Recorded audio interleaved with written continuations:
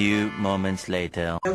Mall ઉપર જે બનાવ બન્યો હતો તેમાં જે સામેવાળા મિત્ર છે અમે બધા જ નાનપણથી મિત્ર જ છે. અમે સાથે કોલેજમાં અભ્યાસ કરીએ છીએ.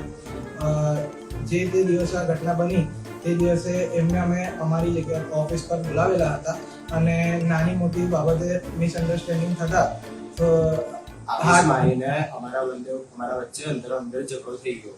એના પછી પોલીસ દ્વારા અમારા પર કાર્યવાહી કરવામાં આવી.